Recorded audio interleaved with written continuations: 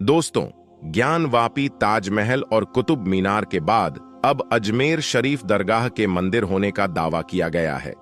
उनका ये दावा है कि हजरत ख्वाजा गरीब नवाज दरगाह एक शिव मंदिर था। अजमेर शरीफ तीर्थ क्षेत्र है जहां ख्वाजा मोइनुद्दीन चिश्ती रहमतुल्लाही ताला अलैह की दरगाह है। लोग यहां आकर मुरादें मांगते हैं और मन्नत पूरी होने पर ख्वाजा मोइनुद्दीन चिश्ती रहमतुल्लाही ताला अलैह की दरगाह में चढ़ावे चढ़ाते हैं। हजरत मोइनुद्दीन चिश्ती रहमतुल्लाही ताला अलैह अल्लाह के एक ऐसे वली हैं जिनकी मज़ार शरीफ पर धर्म और मजहब का कोई भी बंधन नहीं है, यानी कि आपकी मज़ार शरीफ पर सिर्फ मुसलमान ही नहीं जाते हैं बल्कि हिंदू से लेकर हर धर्म और मजहब के लोग आपकी मज़ार शरीफ पर हाजिरी देने के लिए पहुंचते हैं और अपनी अपनी मुरादें पूरी करते हैं। दोस्तों, जैसा कि आप सभी को मालूम है कि हजरत ख्वाजा गरीब नवाज रहमतुल्लाही ताला अलैह की दरगाह अजमेर शरीफ में मौजूद है। आपकी मज़ार शरीफ अजमेर में तकरीबन 800 सालों से मौजूद है, लेकिन आजकल कुछ लोगों की वजह से ऐसी ऐसी बातें फैलाई जा रही हैं जिनमें यह दावा किया जा रहा है कि अजमेर शरीफ दरगाह की उस जगह पर सबसे पहले महादेव या शिव का मंदिर था, यानी कि मंदिर को तोड़कर इस दरगाह को बनाया गया है।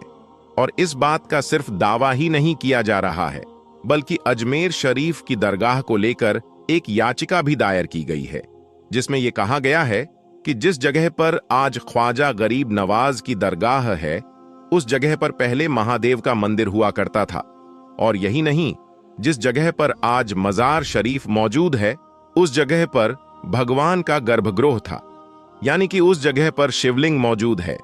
इसलिए इस जगह की ASI से जांच करवाई जाए और फिर इस अतिक्रमण को हटाया जाए और आखिर में इस दरगाह को मंदिर घोषित करके हमें पूजा पाठ करने का अधिकार दिया जाए, ऐसा इस याचिका में दावा किया गया है। दोस्तों, आज के इस वीडियो में हम आपको अजमेर दरगाह की पूरी हिस्ट्री बताने वाले हैं, यानी कि हजरत ख्वाजा गरीब नवाज की दरगाह को अजमेर में कब और किसने बनाया था, किस जगह पर बनाया था, और आपकी असल मज़ार शरीफ किस जगह पर मौजूद है। और साथ ही साथ आपको ये भी बताने वाले हैं कि क्या सच में इस दरगाह शरीफ को किसी मंदिर को तोड़कर बनाया गया है। हकीकत जानकर यकीनन आपके भी होश उड़ जाएंगे। इसीलिए आज का ये वीडियो आप सभी के लिए बहुत ही जरूरी है। आप चाहे हिंदू हो या मुसलमान, आप इस वीडियो को आखिर तक जरूर देखें। सबसे पहले तो हम आपको हजरत मोइनुद्दीन चिश्ती रहमतुल्लाही ताला अलैह की दरगाह के बारे में बताते हैं। उसके बाद ख्वाजा मोइनुद्दीन चिश्ती रहमतुल्लाही ताला अलैह का अजमेर आने का इतिहास भी बताएंगे। लिहाजा आप इस वीडियो को बगैर स्किप किए आखिर तक गौर से जरूर देखना। मोइनुद्दीन हसन चिश्ती रहमतुल्लाही ताला अलैह का जन्म 1141 ईस्वी में ईरान के सिजिस्तान में हुआ था। भारत में चिश्ती सिलसिले की बुनियाद ख्वाजा मोइनुद्दीन चिश्ती ने ही की थी। वो इस्लाम फैलाने के लिए भारत आए थे। यहां पर वो कई चमत्कार करने लगे। आसपास के लोगों में उनको लेकर मोहब्बत बढ़ गई। लोग अपनी समस्या का हल ढूंढने उन तक पहुंचने लगे। मोइनुद्दीन चिश्ती को निजामुद्दीन औलिया के बाद दूसरा सबसे बड़ा सूफी संत यानी अल्लाह का वली माना गया। सूफीवाद भाईचारे की शिक्षा देता है। उस समय यहां 5 वक्त की अजान होती और नमाज अदा की जाती थी। मुगल बादशाह उनके अमल और उनके इल्म के जानकार थे। कहा जाता है कि औलाद की ख्वाहिश में मुगल बादशाह अकबर 437 किलोमीटर पैदल चलकर ख्वाजा मोइनुद्दीन चिश्ती की दरगाह पर आए थे। इसके बाद ही उनके घर में जहांगीर की पैदाइश हुई थी। इल्तुतमिश अकबर, रजिया सुल्तान जहांगीर, शाहजहां, औरंगजेब ऐसे जो मुगल सम्राट थे, इन लोगों ने उस दरगाह का अपने वक्त में दौरा किया था। बड़ौदा के महाराज ने दरगाह शरीफ के ऊपर की कंस्ट्रक्शन की थी। जहांगीर, शाहजहां और जहां आरा ने इसके कंस्ट्रक्शन में भी हिस्सा लिया था। दोस्तों, अब हम आपको थोड़ा पीछे ले चलते हैं और आपको ये बताते हैं कि जब हजरत ख्वाजा गरीब नवाज भारत आए थे तो उस वक्त अजमेर का माहौल कैसा था। दोस्तों 6 रजब 633 हिजरी को ईशा की नमाज पढ़ने के बाद हजरत ख्वाजा गरीब नवाज अपने हुजरे में दाखिल हुए और फिर अंदर से दरवाजा बंद कर लिया और अपने सारे खादिमों को अंदर आने से मना कर दिया। इसके बाद सारी रात आपके खादिम ने कमरे के अंदर से अल्लाह के जिक्र की आवाज सुनी, लेकिन फिर आधी रात के बाद ये आवाज आनी बंद हो गई। लेकिन फिर जैसे ही फज्र का वक्त हुआ तो आपके खादिम ने दरवाजा खोलना चाहा, मगर वो दरवाजा नहीं खुला। आखिरकार फिर हुजरे के दरवाजे को तोड़ा गया। इसके बाद आपके मुरीद ने अंदर जाकर देखा तो सबकी आंखों से आंसू निकल आए, क्योंकि उन्होंने देखा कि हजरत और ख्वाजा गरीब नवाज का विशाल हो चुका है, यानी कि आप इस दुनिया से रुखसत हो चुके हैं। आपके विशाल के बाद आपकी नमाज़े जनाजा पढ़ाई गई और फिर आपको उसी जगह पर दफन कर दिया गया जहां पर अजमेर में आप सबसे पहले चटाई बिछाकर बैठे थे। हम आपको बता दें कि उस वक्त वहां पर कुछ भी नहीं था, बिल्कुल खाली मैदान था, और उस वक्त आपकी मजार शरीफ भी कच्ची बनाई गई थी। फिर एक बार बादशाह अकबर ने दरगाह के नाम कुछ तोहफे दिए, जिनको बेचकर फिर दरगाह का काम करवाया गया। हम आपको बता दें कि अजमेर दरगाह का जो गुंबद है उसको हजरत ख्वाजा हुसैन के बेटे ने बनवाया था। फिर 859 हिजरी में दरगाह का जो मेन गेट है इसे मांडू के सुल्तान ग्यासुद्दीन खिलजी ने बनवाया था, और गुंबद पर लगा हुआ कलश रामपुर के नवाबों की देन है। इसके अलावा अजमेर दरगाह में सुनहरी कटहरा बादशाह जहांगीर ने बनवाई थी और उसकी मरम्मत महाराजा जयसिंह ने की थी। बादशाह अकबर ने हजरत ख्वाजा गरीब नवाज की दरगाह के लिए 18 गांव की जागीर वक्फ की। इसके बाद जब हिंदुस्तान में अंग्रेजों का कब्जा हुआ तो उस वक्त इस दरगाह के लिए एक कमेटी बनाई गई जिसका काम दरगाह की देखभाल करना था। इसके अलावा अजमेर दरगाह में जो बुलंद दरवाजा है उसे सुल्तान महमूद गजनवी ने बनवाया था। यह दरवाजा 85 फीट ऊंचा था, जो कि इस दरगाह की सारी इमारतों से ऊंचा था, इसलिए इसको बुलंद दरवाजा भी कहा जाता है। अजमेर दरगाह में मौजूद बड़ी देग को बादशाह अकबर ने चित्तौड़गढ़ फतेह के बाद में बनवाया था। वहीं पर छोटी देग को बादशाह जहांगीर ने 1022 हिजरी में बनवाया था। दरगाह में मौजूद शाहजानी मस्जिद को बादशाह शाहजहां ने बनवाया था। तो दोस्तों, इन बातों से पता चलता है कि अजमेर दरगाह को किसी एक ने नहीं बनाया, बल्कि दरगाह की हर चीज अलग अलग लोगों की देन है, जिनमें हिंदू और मुसलमान भी थे। इसके बाद जैसे जैसे बादशाह आते गए, सब ने हजरत ख्वाजा गरीब नवाज की दरगाह में कुछ ना कुछ तामीर करवाया। दोस्तों, इससे दूसरी बात यह भी साफ हो जाती है कि अजमेर दरगाह किसी मंदिर को तोड़कर नहीं बनाई गई है। ये बात सिर्फ और सिर्फ कुछ लोगों का प्रोपेगंडा है, यानी कि कुछ लोग हैं जो पॉपुलर होने के लिए या फिर अपने निजी स्वार्थ के लिए इस तरह की बातें कर रहे हैं। मगर याद रखें, इन बातों में कहीं पर भी कोई सच्चाई नहीं है। ये बात बिल्कुल झूठ है कि अजमेर दरगाह किसी मंदिर को तोड़कर बनाई गई है। दोस्तों, एक बहुत ही ज्यादा और बुरी खबर सामने आ रही है। जी हां दोस्तों, अगर आज का मुसलमान जाग चुका है तो मैं उन्हें एक ऐसी खबर से रूबरू करवाने वाला हूं जिसको सुनने के बाद यकीनन आपको एक बहुत बड़ा सदमा लग सकता है और आपके पैरों तले से जमीन भी खिसक सकती है। इसलिए वीडियो को आप लोग पूरा आखिर तक जरूर देखिएगा। दोस्तों, चाहे आप हिंदू हो या मुसलमान हो, सिख हो या ईसाई हो, तमाम ही लोग इस वीडियो को देखने के बाद जितना ज्यादा हो सके उतना ज्यादा शेयर करें, ताकि जो भी ख्वाजा गरीब नवाज के चाहने वाले हैं उन तक ये वीडियो पहुंच सके। दोस्तों, आप जानते ही होंगे कि हमारे भारत देश के अंदर किस तरह से आज के वक्त में नफरत फैलाई जा रही है। भाई भाई को तोड़ने की कोशिश की जा रही है, जबकि इस देश के अंदर रहने वाले हिंदू हो, मुस्लिम हो, सिख हो या ईसाई हो, सभी मिलजुल कर रहते हैं। लेकिन कुछ ऐसे नफरत पसंद लोग हैं जो कि लगातार भारत देश को तोड़ने की कोशिश में लगे हुए हैं, और जो भारत देश को तोड़ने की कोशिश करता है वो इस देश का तो दूर की बात है, वो इंसान नहीं हो सकता। जी हां दोस्तों, आपको बता देना चाहता हूं कि लगातार हमने देखा जो भी सरकार के नजदीक रूप से बनी हुई चीजें हैं, चाहे वो मस्जिद हो, दरगाह हो या फिर मदरसा हो, इन तमाम ही चीजों के ऊपर लगातार कार्यवाहियां हो रही हैं। और ये सिलसिला लगातार जारी भी है। ऐसे में दोस्तों आपको बता देना चाहता हूं कि अब अजमेर दरगाह यानी ख्वाजा गरीब नवाज की बारगाह ख्वाजाए हिंद की दरगाह को लेकर भी एक बहुत ही ज्यादा अफसोसनाक खबर निकल कर आ रही है। नफरत पसंद लोग जो है वो अब बड़ी बड़ी बारगाहों को भी टारगेट करने लगे हैं। जैसा कि आपको बता देना चाहता हूं कि महाराणा प्रताप उन्होंने राजस्थान के जो मुख्यमंत्री हैं उनको एक लेटर लिखा है और ये बात लिखी है कि ख्वाजा गरीब नवाज की दरगाह जांच होनी चाहिए, वहां पर भी मंदिर ही मिलेगा। जी हां दोस्तों, इस तरह का एक बहुत बड़ा दावा किया है, जबकि हम जानते हैं कि ये बारगाह सदियों पुरानी है और यहां से तमाम ही हिंदू, मुस्लिम, सिख और ईसाइयों की आस्था जुड़ी हुई है।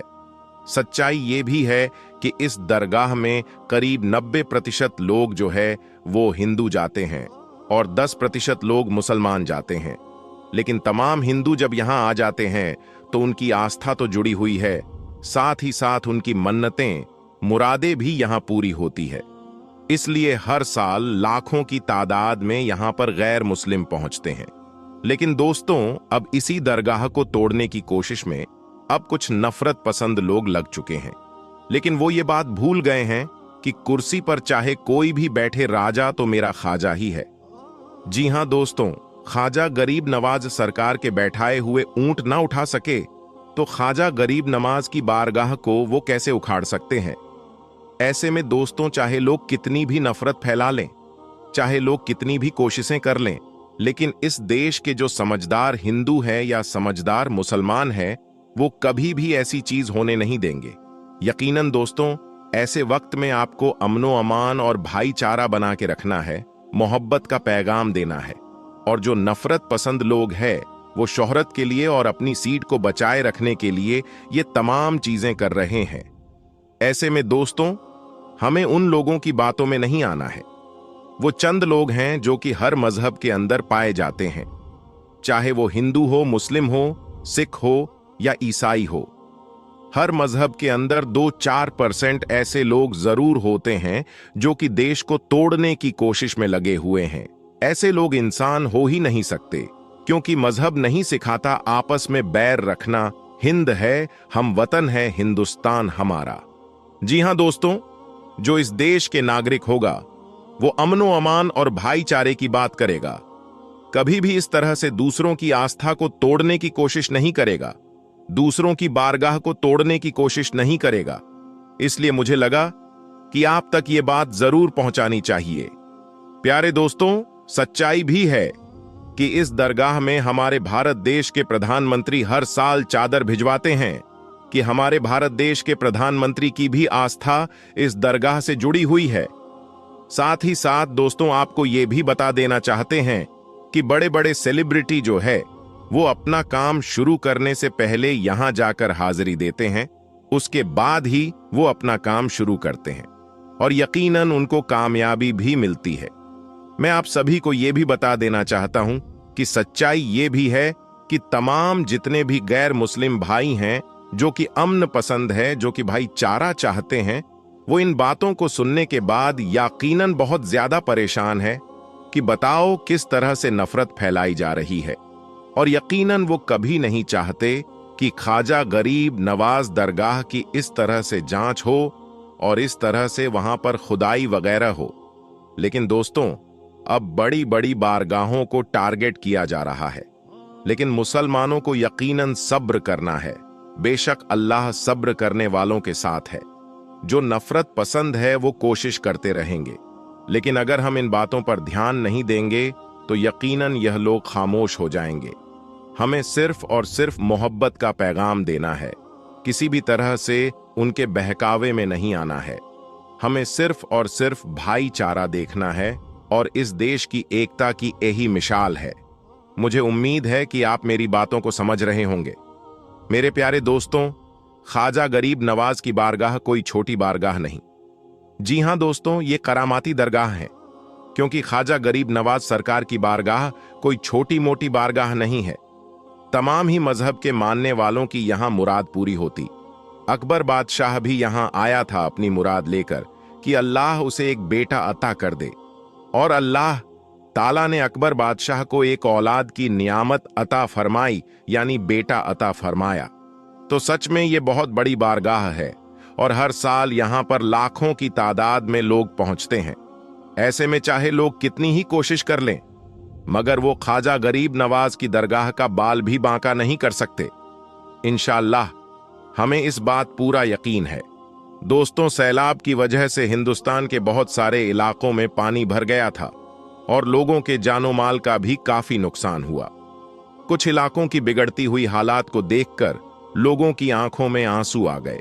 लोग कश्तियों के जरिए एक जगह से दूसरी जगह जाने पर मजबूर हो गए। ये पानी जब अजमेर शरीफ दरगाह में पहुंचा तो हजरत ख्वाजा गरीब नवाज रहमतुल्लाही ताला अलैह का ऐसा करिश्मा दिखा कि वहां पर मौजूद सारे लोगों की आंखों में आंसू आ गए और मजार पर आए हर एक हिंदू भी अल्लाहू अकबर के नारे लगाने लगे। दोस्तों, गरीब नवाज की इस करामत ने हजारों हिंदुओं की जिंदगी बदल दी।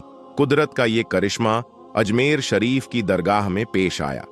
ये राजस्थान का एक बहुत बड़ा शहर है और इस शहर के मशहूर होने की वजह हजरत ख्वाजा मोइनुद्दीन चिश्ती अजमेरी रहमतुल्लाही ताला अलैह है।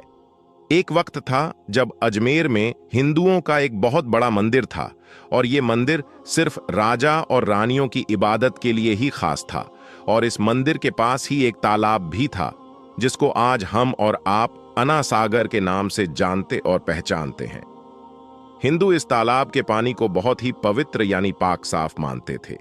उनका मानना था कि जो भी इस तालाब में नहा लेगा उसके सारे गुनाह झड़ जाएंगे। कहते हैं इस मंदिर में रात को इतने चिराग जलते थे कि हर रात 3.5 मन तेल उन चिरागों में इस्तेमाल होते थे। अगल बगल के कई देहात इलाके मंदिर के नाम थे, यानी उन देहात की आमदनी मंदिर पर खर्च होती थी। उस मंदिर में हजारों लोग रहते थे जिनका काम आने वालों की सेवा और देखभाल करना था कि कौन सा खुदा बेटा देता है और कौन सा देवता सेहत और तंदुरुस्ती का मालिक है और किस मूर्ति की पूजा से दौलत की बारिश होती है। हजरत ख्वाजा गरीब नवाज रहमतुल्लाही ताला अलैह उस मंदिर के पास चले गए और अना सागर से कुछ दूरी पर चटाई बिछाकर अपने मुरीदों के साथ बैठ गए और उसी वक्त असर का वक्त हो गया। लिहाजा आप रहमतुल्लाही अलैह ने हजरत कुतुबुद्दीन बख्तियार काकी रहमतुल्लाही अलैह से अजान देने को कहा। कुफ्र सिर्क के गढ़ अजमेर में अल्लाह की वहदानियत और मोहम्मद मुस्तफ़ा सल्लल्लाहु अलैहि वसल्लम की रिसालत का यह पहला ऐलान था। वो लोग इस्लाम को नहीं जानते थे कि इस्लाम क्या है। चुनांचे अजान की आवाज सुनकर वो हैरान हो गए और अपने घर से निकल आए। सब मुसाफिरों ने अना सागर के पानी से वजू किया और नमाज पढ़ना शुरू किया। सब हिंदू हैरान रह गए कि सब भगवान तो अंदर है, तो फिर यह लोग किस भगवान को पुकार रहे हैं। जब शाम हुई तो राजा के ऊंट जो दिन में चरने के लिए गए हुए थे अपने चरवाहों के साथ वापस आने लगे इत्तेफाक से, जहां हजरत ख्वाजा गरीब नवाज रहमतुल्लाही ताला अपने साथियों के साथ बैठे थे। वह जगह राजा के ऊंटों के बैठने की थी। चरवाहों ने ख्वाजा गरीब नवाज रहमतुल्लाह ताला अलैहि से कहा, उठो बाबा, ऊंटों के बैठने की जगह खाली करो। आप रहमतुल्लाही ताला अलैह ने फरमाया, इतना बड़ा मैदान पड़ा है, ऊंट तो कहीं भी बैठ सकते हैं, क्यों मुसाफिरों को तंग करते हो। लेकिन वो न माने और जिद करते रहें कि ऊंट इसी जगह पर बैठेंगे। आखिर उन्होंने बहुत बदतमीजी से कहा, ये राजा के ऊंटों के बैठने की जगह है और इधर राजा के ऊंट ही बैठेंगे, तुम लोग कहीं और डेरा लगाओ। आखिर आप रहमतुल्लाही ताला अलैह ने उठते हुए हजरत कुतुबुद्दीन से फरमाया, उठो कुतुबुद्दीन, ये कह रहे हैं कि ऊंटों के बैठने की जगह है तो चलो ऊंट ही बैठे रहेंगे। यह कहकर आप रहमतुल्लाही ताला अलैह अपने साथियों के साथ वहां से उठ गए। अगली सुबह जब ऊंटों को चराने का वक्त आया और उनको चराने के लिए ले जाने लगे तो चरवाहों ने ऊंटों को उठाना चाहा, लेकिन पता नहीं ऊंट तो उठने के काबिल ही नहीं थे। उन्होंने ऊंटों को मार मार कर जबरदस्ती उठाना चाहा, लेकिन वो बैठे ही रहे। चरवाहे बहुत परेशान थे कि जो ऊंट उनके एक इशारे पर उठ जाते थे, आज क्या हो गया है, क्यों नहीं उठ पा रहे हैं। आखिर उन्हें याद आया कि कल उस मुसाफिर फकीर ने कहा था कि चलो उठ ही बैठे रहेंगे। लोग इकट्ठा होना शुरू हो गए। कोई कह रहा था कि फकीर कोई काबिल जादूगर है और किसी ने कहा कि वो कोई भगवान का अवतार है। धीरे धीरे बात राजा तक पहुंच गई कि एक मुसाफिर फकीर ने राजा के ऊंटों पर जादू कर दिया है। राजा ने ख्वाजा गरीब नवाज रहमतुल्लाही ताला अलैह को पैगाम भेजा कि तुम कैसे फकीर हो जो बेजुबानों को बांध कर रखते हो। ये बेचारे भूख प्यास से मर जाएंगे, इसलिए मेहरबानी करके अपना जादू वापस ले लो। आप रहमतुल्लाही ताला अलैह ने फरमाया, हम मुसलमान हैं और मुसलमान बद्दुआ नहीं करते, ना ही जादू करते हैं। जाओ कहो कि जिसके हुक्म से बैठे थे उसी के हुक्म से उठ खड़े हो जाओ। अब जो जाकर उठाया तो ऊंट फौरन उठ गए और हिंदुओं की दिलचस्पी उन मुसाफिरों में बढ़ने लगी। पांचों वक्त अजान होती और नमाज अदा की जाती। आखिर राजा तक ये बात पहुंच गई कि कुछ फकीर आए हैं जो मुसलमान हैं, पांचों वक्त अजान देते हैं और हमारे पवित्र तालाब को हाथ मुंह धोकर भ्रष्ट करते हैं, यानी कि नापाक कर देते हैं, और तो और हमारे धर्म के खिलाफ बातें करते हैं। कहते हैं कि मूर्तियां पूजने के काबिल नहीं है, यह तो सिर्फ पत्थर है, इसलिए उन्हें यहां से उठाया जाना चाहिए। राजा ने फकीरों को पैगाम भिजवाया कि तुम लोग मांस घोस्त खाते हो और हमारे धर्म के खिलाफ बोलते हो, और तो और हमारे पाक तालाब को अपने हाथ डालकर नापाक करते हो, जो हम बर्दाश्त नहीं कर सकते, इसलिए तुम लोग यहां से चले जाओ। आप रहमतुल्लाही ताला अलैह ने फरमाया कि और भी तो इतने आदमी आते हैं, हमारे पानी पी लेने से कौन सी कमी आ जाएगी। लेकिन वो कहने लगे कि वो सब हमारे अपने धर्म के लोग हैं और तुम दूसरे धर्म के हो। आइंदा तुम लोगों ने तालाब को नापाक किया तो हम बर्दाश्त नहीं करेंगे। आप रहमतुल्लाही ताला अलैह ने हजरत कुतुबुद्दीन बख्तियार काकी रहमतुल्लाही ताला अलैह से फरमाया, कुतुबुद्दीन, शायद ये लोग आइंदा हमारे पानी लेने पर कोई लड़ाई झगड़ा करेंगे।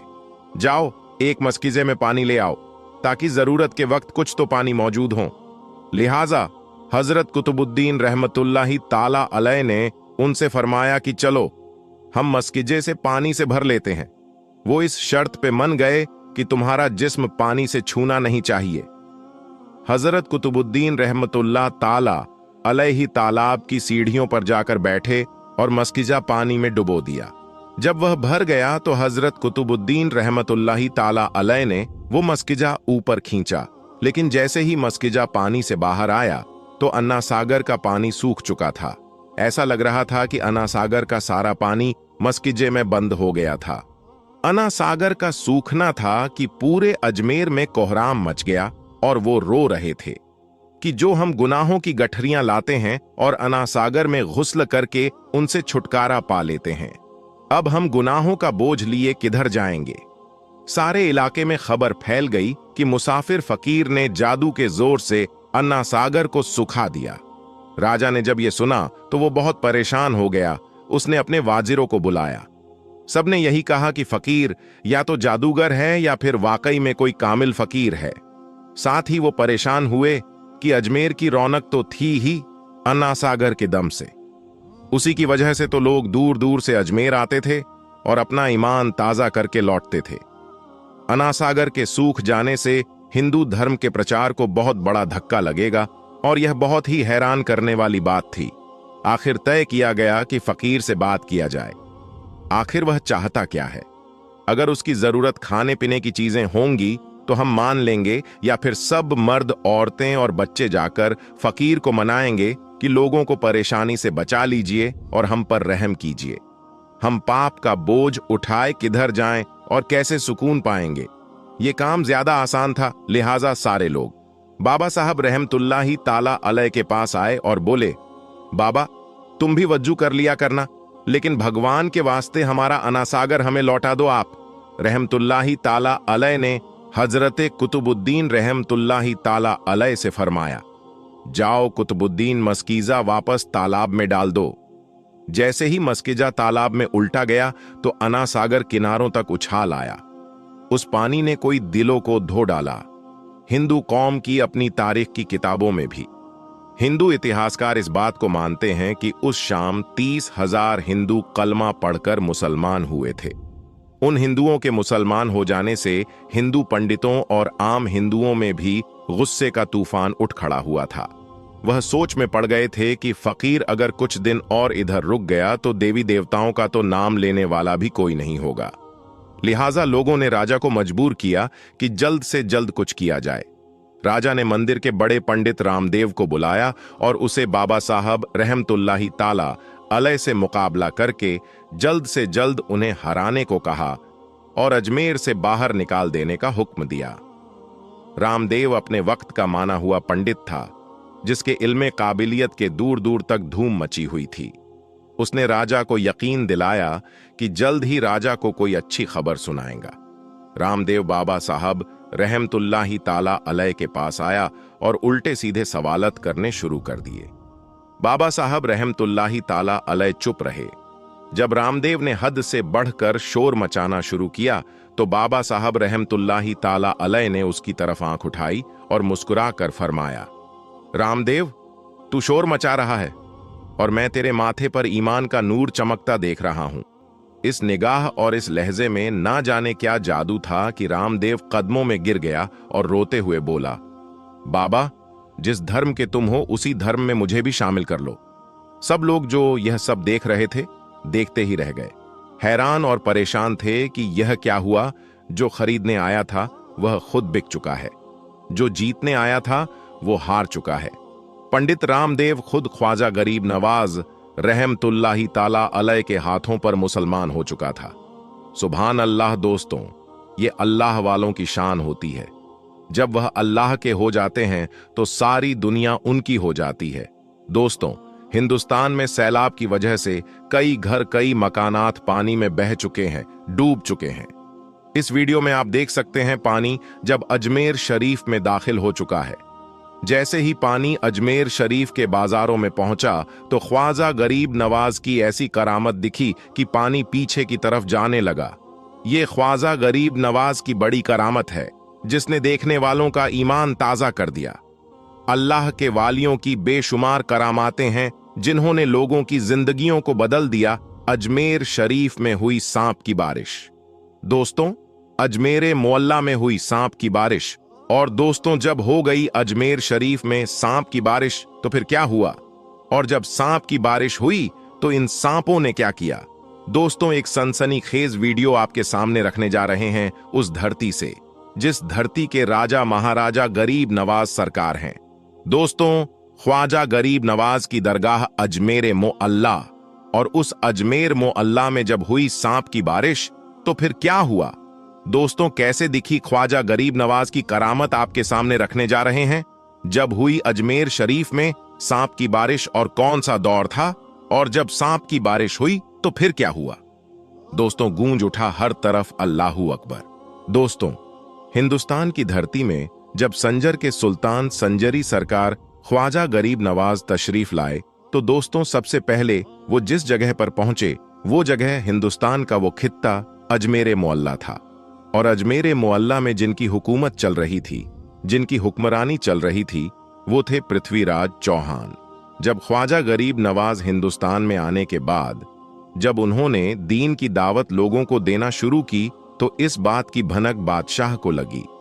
बादशाह ने ख्वाजा गरीब नवाज को अजमेर से निकालने का फैसला कर लिया। पहले तो जहां ख्वाजा गरीब नवाज बैठते थे उस जगह पर ख्वाजा गरीब नवाज के बैठने की जगह पर बादशाह के ऊंट बैठते थे। उसका वाकया आप लोगों ने सुना होगा कि कैसे ख्वाजा वाजा गरीब नवाज कहकर चले गए। जब बादशाह के सैनिकों ने उन्हें यानी ख्वाजा गरीब नवाज को जबरन वहां से उठने पर मजबूर किया तो ख्वाजा गरीब नवाज ने कह दिया कि ठीक है, चलते हैं हम यहां से। बैठे हैं राजा के ऊंट और बैठे ही रहेंगे। बहरहाल दोस्तों, ख्वाजा गरीब नवाज तो वहां से निकल गए, लेकिन जब ऊंट बैठे तो फिर वो ऊंट बैठे ही रह गए। जमीन ने इस कद्र जकड़ लिया ऊंटों को कि जैसे जमीन अपने आप में चिपका लिया हो।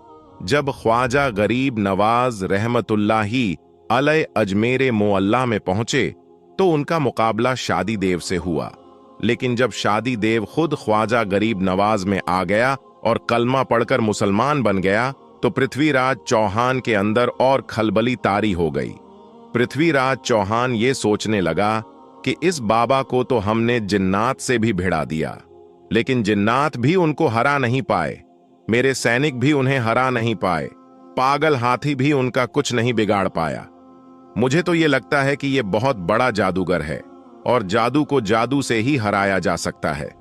बहरहाल उसने वक्त के सबसे बड़े जादूगर, जिसको दुनियाए जमाना जयपाल जोगी के नाम से जानती थी, राजा जयपाल जोगी को दरबार में बुलाता है। दरबार में बुलाने के बाद सारा माजरा ख्वाजा गरीब नवाज की पूरी हकीकत उनके सामने रख देता है कि कैसे उन्होंने अजमेर में रहना मुश्किल कर दिया है, कैसे लोगों को हक और हक्कानियत की दावत दे रहा है, कैसे इस्लाम की दावत सुल्तानुल हिंद दे रहे हैं। हमने बहुत कोशिश की लेकिन वो भागते नहीं हैं, तो हम किसी भी तरीके से ख्वाजा गरीब नवाज को अजमेर से भगा दें। अब दोस्तों, वो उस वक्त का सबसे बड़ा जादूगर था, बड़ा घमंड में था। उसने कहा, बादशाह टेंशन लेने का नहीं, मैं हूं ना, मैं पल भर में उनको भगा दूंगा। और अगर वो अजमेर से नहीं भागा, अजमेर को खाली करके नहीं गया, तो फिर वो जान से भी हाथ धो सकते हैं। बहरहाल जयपाल जोगी ख्वाजा गरीब नवाज से भिड़ने के लिए चला जाता है। साथ में लगभग 2500 छोटे छोटे जादूगरों को भी लेकर जाता है। जयपाल जोगी के आने की खबर ख्वाजा वाजा गरीब नवाज को मिल जाती है। मुरीदों में थोड़ा सा डर भी था कि जयपाल जोगी वक्त का सबसे बड़ा जादूगर था। सुल्तानुल हिंद ख्वाजा गरीब नवाज को बताया जाता है कि हुजूर आज आपसे मुकाबला करने के लिए जयपाल आ रहा है। वो जयपाल जिसकी जादू का कोई काट नहीं कर सकता है, वो जयपाल जो आज तक किसी से हारा नहीं, जिससे भिड़ा है वो बर्बाद हो गया, निस्तो नाबूद हो गया। ख्वाजा गरीब नवाज के सामने जयपाल की बातें रखी जाती हैं। ख्वाजा गरीब नवाज कहते हैं कि मेरे मुरीदों तुम घबराओ मत, मैं एक दायरा खींच देता हूं, एक लाइन खींच देता हूं। इस दायरे के अंदर जब तक मेरा मुकाबला जयपाल से होता रहे है, तुम में से कोई भी इस दायरे से बाहर नहीं जाना। बहरहाल ख्वाजा गरीब नवाज ने एक लाइन खींचकर एक लकीर खींच दी। सारे मुरीद उसके अंदर आ गए। अब जयपाल आता है, ख्वाजा गरीब नवाज को धमका है। उसके बाद ख्वाजा गरीब नवाज उनसे डरते नहीं हैं। दोस्तों, सोचने का मकाम है कि जो अल्लाह से डरने वाला हो, वो भला किसी जादूगर से क्या डर सकता है। ख्वाजा गरीब नवाज के ऊपर जयपाल की किसी भी बात का कोई असर नहीं होता है। जयपाल गुस्से में आ जाता है, अपने चेले चपाटों से कहता है कि इन पर फिजा में जादू करो और उनके ऊपर सांप की बारिश कर दो। दोस्तों, उसके बाद उन लोगों ने ऐसा जादू किया कि आसमान से सांप बरसने लगे। जी हां दोस्तों, आसमान से अजमेर मोअल्ला की धरती में सांप बरसने लगे। खास तौर पर जिस जगह ख्वाजा गरीब नवाज और उनके चाहने वाले थे, वहां सांप बरसने लगे। लेकिन ख्वाजा का करिश्मा देखें, ख्वाजा की करामत देखें, किसी भी सांप में इतनी हिम्मत नहीं हुई कि जिस दायरे को ख्वाजा गरीब नवाज ने जमीन में खींचा था, उस दायरे के अंदर गिरता, बल्कि सारे सांप उस दायरे के बाहर गिरे। दोस्तों, जब जादूगर ने देखा कि सांप की बारिश भी ख्वाजा का कुछ नहीं बिगाड़ पाई, फिर उसने ऐसा जादू किया कि आसमान से आग बरसने लगी। फिर भी ख्वाजा गरीब नवाज के इस दायरे के अंदर आग भी नहीं पहुंच सकी। फिर दोस्तों, जयपाल जोगी सारा तिगड़म कर बैठा और ख्वाजा गरीब नवाज और उनके चाहने वालों का कुछ भी बाल भी बाका नहीं कर पाया। तो उसने आखिर में ये सोचा कि अब मैं आसमान में उड़कर उनसे बदला लेता हूं, उन पर जादू करता हूं। उसके बाद वो हिरण की खाल फेंकता है और उस पर सवार होकर आसमान में उड़ जाता है। दोस्तों, इतना देखना था कि ख्वाजा गरीब नवाज अपने खड़वान को हुक्म देते हैं कि जाओ कि कुफ्र आसमान में है और तू यहां पर है, जाओ उसको पकड़कर मेरी बारगाह में लेकर आओ। बस फिर क्या था दोस्तों, ख्वाजा गरीब नवाज का खड़ावन उड़ता है। तारीख गवाह है कि खड़ावन जयपाल जोगी के सर पर इस कदर बरसता है कि डर के मारे जयपाल जोगी तड़पता हुआ ख्वाजा गरीब नवाज के कदमों में गिर जाता है। और जब कदमों में गिरता है तो फिर ख्वाजा गरीब नवाज उसी जयपाल जोगी को कलमा पढ़ा देते हैं। वही जयपाल जोगी आज तक दुनियाए जमाना में अब्दुल्लाह बयाबानी के नाम से जाना जाता है। आज भी कोई रास्ता गुम हो जाते हैं और अब्दुल्लाह बयाबानी के नाम से अगर दुआ करते हैं तो अल्लाह तबारक व ताला उनको रास्ता दिखा देता है। तो प्यारे दोस्तों, उम्मीद करते हैं कि आपको आज का ये वीडियो पसंद आया होगा। इस वीडियो को हर बार की तरह आप शेयर कर दीजिए, क्योंकि हदीस पाक में वाज़ेह तौर ये बताई गई है कि दीन इस्लाम की बातों को दूसरों तक पहुंचाना सदकाए जारियां है, और आपके इस नेक काम से बहुत सारे लोगों को अच्छी बातें मालूम हो जाएगी। तो इसलिए इस वीडियो को शेयर करके इस नेक काम में हिस्सा जरूर लें। हम मिलेंगे आपको अगली वीडियो में, तब तक के लिए अल्लाह हाफिज।